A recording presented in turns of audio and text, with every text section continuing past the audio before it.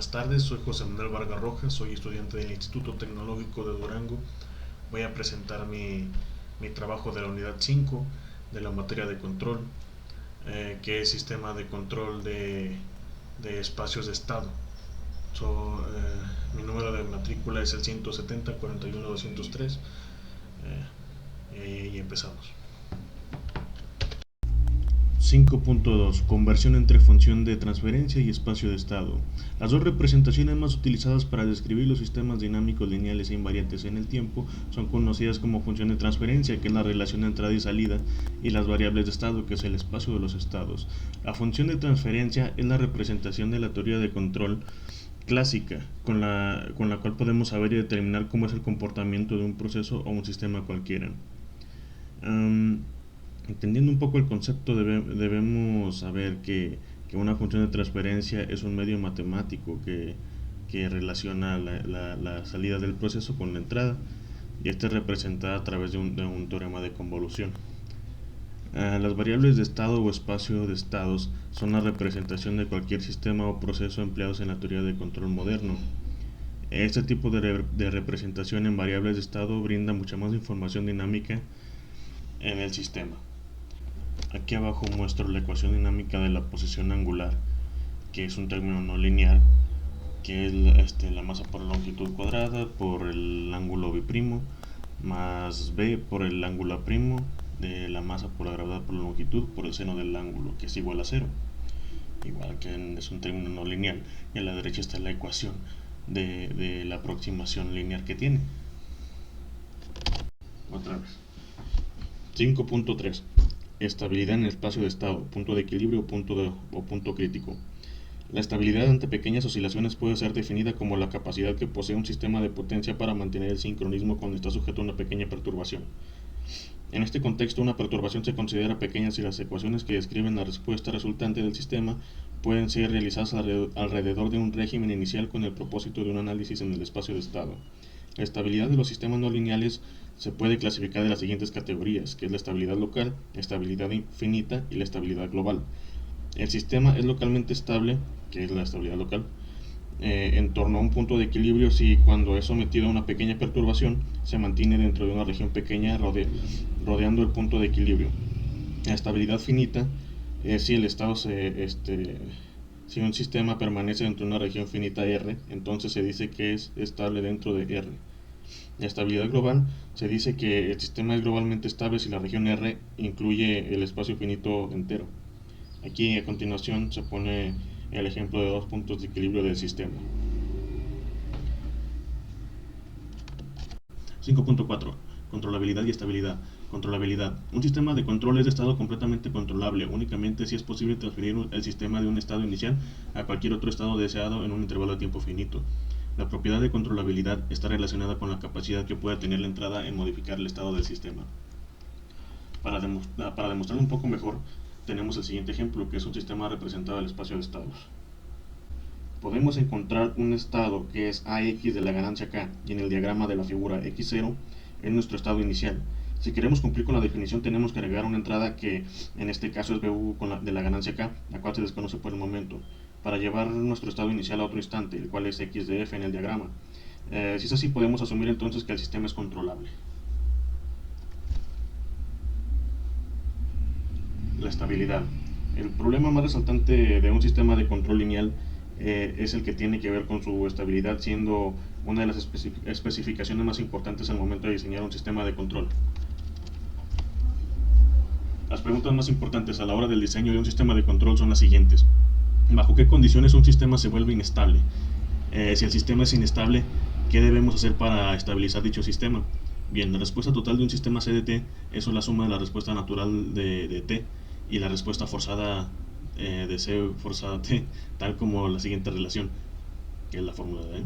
Usando dicho concepto, entonces podemos presentar las siguientes definiciones. Un sistema lineal e invariante en el tiempo es estable si su respuesta natural tiende a cero. Un sistema lineal e invariante en el tiempo es inestable si su respuesta natural crece ilimitadamente cuando el tiempo tiende a infinito. Un sistema lineal es invariante en el tiempo es críticamente estable si su respuesta natural no decae ni crece y tiende a permanecer constante cuando el tiempo tiende a infinito. 5.5 Control por realimentación de estados. El estado de un sistema dinámico es una colección de variables que permiten la predicción del desarrollo de un sistema futuro.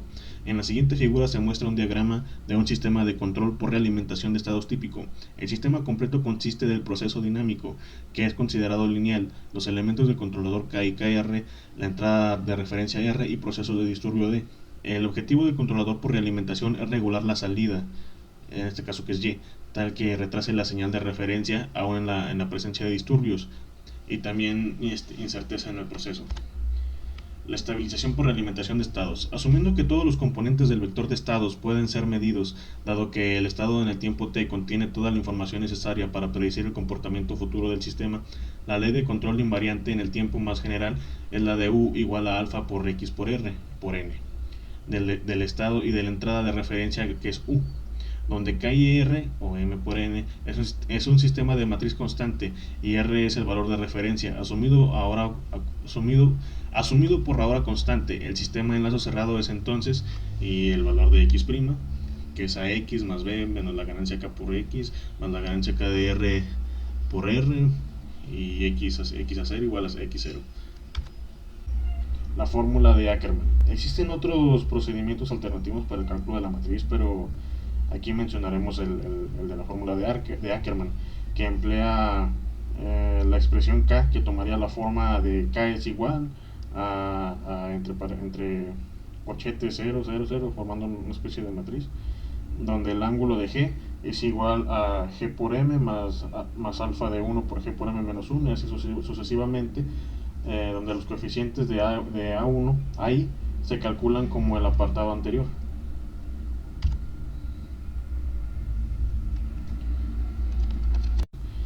Donde el ángulo de G es igual a G por M más alfa de 1 por G por M menos 1, y así sucesivamente, donde los coeficientes de A1 ahí se calculan como el apartado anterior.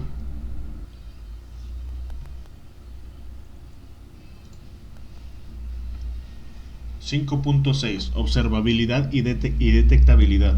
El concepto de observabilidad de un sistema se relaciona con la posibilidad de obtener el estado de un sistema a partir de la medición o el conocimiento de las entradas y de salidas del mismo, como se muestra en la siguiente gráfica con las siguientes fórmulas. Se dice que el sistema es completamente observable si cualquier estado inicial puede determinarse a partir de la observación de Yn en los periodos de muestreo como máximo. Para esto se asume que U por la ganancia K es igual a 0, entonces las fórmulas comienzan a quedar así. De forma matricial, las ecuaciones se representan de la siguiente forma, y el vector de salida tiene elementos, por lo tanto se deben generar n ecuaciones simultáneas. Esta condición solo es posible si rank queda entre paréntesis de CA por CA cuadrado y así. 5.7 Diseño de observadores. La señal de realimentación a través de KE funcionan como una señal de corrección para el modelo de la planta. Si tenemos implícitos factores desconocidos de la planta como valores significativos, la señal de realimentación debería ser grande, es decir, el valor de KE. Sin embargo, si la salida está excesivamente contaminada con ruidos o perturbaciones, esta señal ya no es confiable y por lo tanto la señal de realimentación debería ser relativamente pequeña. A la hora de diseñar la matriz KE debemos prestar atención a los efectos de las perturbaciones y ruido. Habitualmente se suele diseñar como un compromiso una respuesta rápida y la sensibilidad frente a las perturbaciones y ruido. Existen diversas técnicas que podemos destacar a la hora de realizar un diseño automático de la matriz de ganancias. Según Ogata, podemos destacar principalmente tres técnicas para el diseño: enfoque directo, enfoque de sustitución y fórmula de Ackermann, debido a que la fórmula de Ackermann es la más genérica, así como la más usada. 5.8 Control integral, control por modelo interno. El modelo interno de control posee una cantidad de ventajas en el diseño del sistema de control. La estabilidad del IMC depende solo del controlador y del modelo o de la planta empleados, además de la facilidad de formar funciones de estabilidad, que son los filtros. El IMC ha sido mostrado como una estrategia de control con buenos resultados, gracias a su robustez contra los efectos ocasionados por los disturbios y la inexactitud que representa el modelo introducido con respecto al real. Sin embargo, por ser una técnica proveniente de diseños bajo estructuras lineales y ante la presencia de procesos no lineales, su rendimiento se ve reducido. Esta estructura de control se basa en el principio de IM, donde el estado deseado de la variable controlada puede ser alcanzado si el sistema de control encapsula, ya sea implícita o explícitamente, alguna representación del proceso a ser controlado.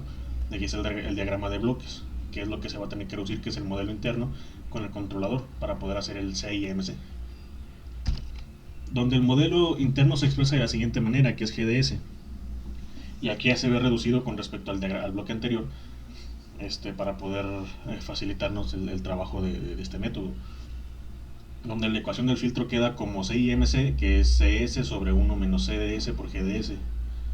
Dado simplemente que C es lazo directo sobre 1 por G, es la realimentación. Miremos que en este caso es negativo, dado que tenemos los dos signos en más en este sumando. Como ya sabemos quién es C y MC, entonces yo puedo sustituir todo esto por el único bloque que va a equivaler entonces a mi controlador equivalente. Y vemos que lo hemos llevado a una estructura clásica de lazo cerrado, que vendría siendo este. Entonces vamos inicialmente a ver cuál es la relación entre la entrada y la salida, o sea, entre RS y YDS, donde la relación de la entrada y la salida es YDS sobre RDS, que es IMC de G, sobre 1 más C de CIMC de G, por G digo. Y la relación de la perturbación, que es YDS sobre DDS, que queda 1 sobre 1 más CIMC de G. Entonces, en la relación de entrada y salida sustituimos entonces donde está el CIMC. Sería todo esto, y aquí simplemente realizando el álgebra de bloques voy a encontrar que la función de transferencia en el lazo cerrado de mi sistema sería que la relación de salida de YDS sobre RDS, quedando como YDS sobre RDS igual a CDS por GDS sobre 1 menos CDS por GDS más CDS por GDS. De la misma forma lo puedo realizar con la perturbación sustituyendo CIMC, llegando a esta expresión y desarrollando matemáticamente voy a llegar a la función de transferencia de la sociedad o con relación a la perturbación de salida, que sería YDS sobre DS, que quedaría como 1 menos CDS por G diéresis de S sobre 1 menos CDS por G diéresis de S más CDS por GDS. Entonces aquí tenemos nuestra estructura clásica del modelo interno, que venía dada por RDS y YDS. Aquí tenemos las dos ecuaciones, la que me relaciona la referencia de la salida, y la que me relaciona la perturbación con la salida, que sucedería si representamos perfectamente nuestro proceso con el modelo. Sin embargo, para fines de análisis se considerará que la respuesta del sistema y el modelo son idénticos, a pesar de que en la vida real no es posible tal resultado.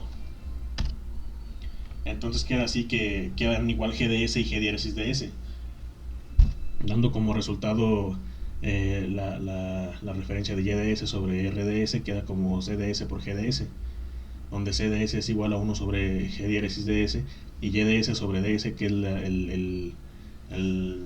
la perturbación, queda igual como 1 menos CDS por GDS, donde CDS es igual a 1 sobre G'Ds, es el inverso del modelo del sistema, y viendo que funciona al dar como resultado 1 en YDS sobre RDS, significa que la señal es igual al inicio, o sea, da la misma señal al principio y a la salida. Por otro lado, YDS sobre DS, el resultado será 0, indicando que no existe ningún error externo del sistema, o sea que no va a haber perturbaciones externas idealmente en el sistema. Esto nos indica que funciona el CMI.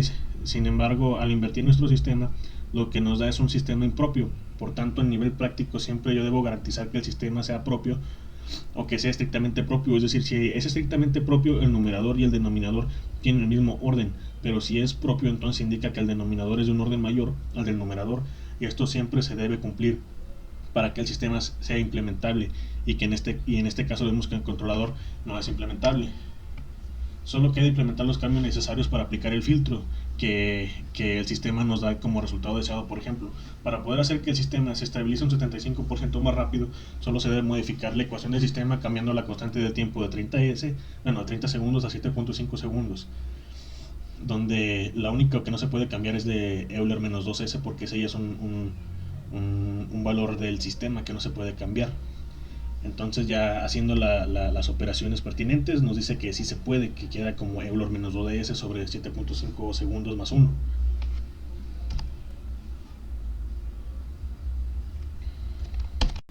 .9 Regulador cuadrático lineal, o LQR. La teoría del control óptimo se ocupa de operar un sistema dinámico a un costo mínimo. Los problemas del LQ corresponden al caso de que la dinámica de un sistema se describa mediante ecuaciones diferenciales lineales.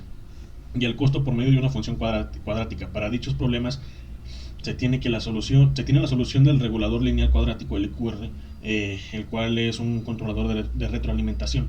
La configuración de un controlador que gobierna bien una máquina o un proceso se encuentra utilizando un algoritmo matemático que minimiza la función de costo con factores de ponderación proporcionados por un humano.